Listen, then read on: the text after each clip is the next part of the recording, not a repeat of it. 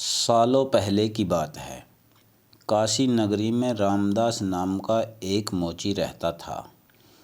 वह काफ़ी नेक दिल इंसान था, हर किसी की मदद के लिए हरदम तैयार। उसके पास कोई भी मदद मांगने के लिए आए तो उसे उदास होकर नहीं लौटना पड़ता था। एक दिन मोची रामदास रोज़ की तरह अपना मोची का सामान लेकर अपनी दुकान में बैठा हुआ था।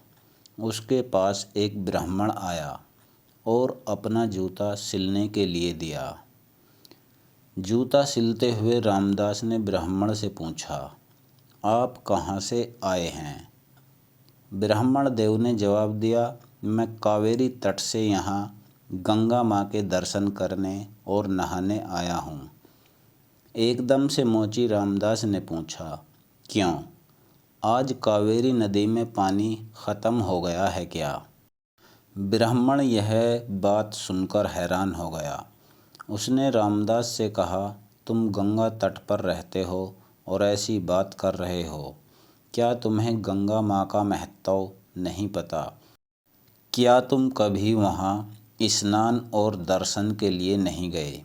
रामदास ने जवाब दिया, ना मुझे महत्व पता है और ना मैंने कभी वहाँ स्नान किया है।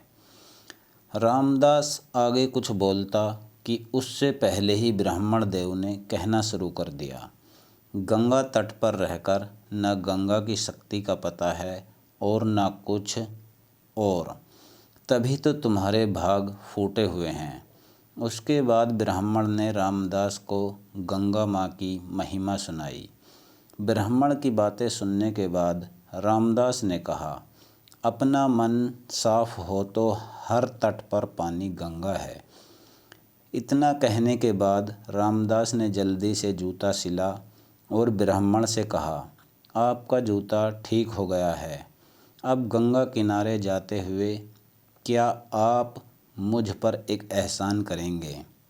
ब्राह्मण देव ने कहा, जरूर, बताओ क्या करना है।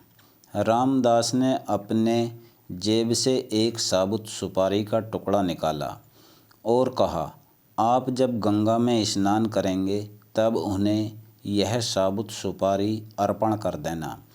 ब्राह्मण देव ने रामदास के हाथ से वह सुपारी ली और गंगा के किनारे जाने लगे। वहाँ स्नान करने के बाद ब्राह्मण देव ने हाथ में सुपारी लेकर गंगा माँ को पुकारते हुए कहा, माँ, यह रामदास ने आपके लिए भेजा है, इसे स्वीकार कीजिए। इतना कहकर ब्राह्मण देव ने उस साबुत सुपारी को गंगा में बहा दिया। थोड़ी ही देर में गंगा में एक हाथ बहते हुए आया और ब्राह्मण के पास रुक गया। उस हाथ में एक सोने का कंगन था। उसी समय एक आवाज़ आई, मेरी तरफ से यह कंगन रामदास को दे देना। गंगा माँ की तरफ से रामदास के लिए सोने का कंगन आता देख ब्राह्मण हैरान हो गया। दंग ब्राह्मण ने कंगन को हाथ में उठा लिया। कंगन हाथ में लेते ही ब्राह्मण के मन में लालच आ गया। उसने सोचा कि मैं यह कंगन रामदास को नहीं दूंगा। आखिर रामदास को पता ही कैसे चलेगा कि माँ गंगा ने उसे कंगन देने के लिए कहा है। इस सोच के साथ ब्राह्मण आगे बढ़ने लगा। कुछ दूर जाते ही उसके मन में हुआ कि अगर मैंने यह कंगन बेचा तो पूछताछ होगी और मुझ पर चोरी का इल्ज़ाम लग सकता है। मैं सीधे यह कंगन राजा को देता हूँ, वो खुश हो जाएंगे और इनाम भी देंगे। इसी सोच के साथ ब्राह्मण सीधे राजमहल पहुँच गया। वहाँ पहुँचते ही राजा को प्रणाम करके उस ब्राह्मण ने उन्हें कंगन भेंट कर दिया। उस कंगन की चमक से राजा और वहाँ मौजूद दूसरे लोग दंग रह गए। राजा ने कहा, ब्राह्मण देव, यह कंगन देखकर तो लग रहा है मानो यह स्वर्ग लोक का हो। राजा ने वह कंगन अपनी पत्नी को दे दिया। पत्नी ने जैसे ही कंगन पहना वह खुश हो गई। तभी राजा ने ब्राह्मण से कहा, यह एक कंगन है, मुझे इसका दूसरा जोड़ा भी चाहिए। रानी दोनों हाथों में यह कंगन पहनेगी तभी उसकी शोभा और बढ़ेगी। यह सुनते ही ब्राह्मण के पसीने छूट गए। राजा ने तुरंत पूछा, क्या हुआ, आप परेशान क्यों हो गए? यह कंगन चोरी का तो नहीं है? तुरंत ब्राह्मण ने जवाब दिया, नहीं नहीं राजा साहब, यह चोरी का नहीं है। तब राजा बोले, ठीक है, आप आज शाम तक दूसरा कंगन लाकर मुझे दे दो, तभी मैं मानूंगा कि यह चोरी का नहीं है।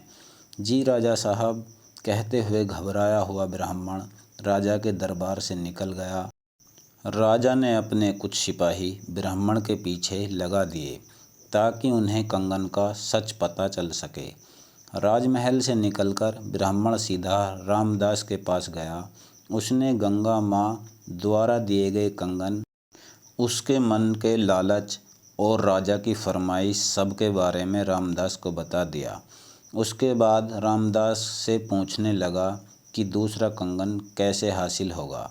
रामदास ने ब्राह्मण की सारी बातें सुनने के बाद अपनी दोनों आंखें बंद कर लीं। उसके बाद रामदास ने हाथ जोड़कर गंगा माँ से ब्राह्मण को बचाने की चेतावनी की। 1 मिनट के बाद रामदास ने अपने सामने रखी एक बाल्टी में हाथ डाला और उससे वैसा ही कंगन निकाल लिया। ब्राह्मण यह देखकर हैरान हो गया। उसका पीछा कर रहे राजा के सिपाही भी चमत्कार देखकर दंग हो गए।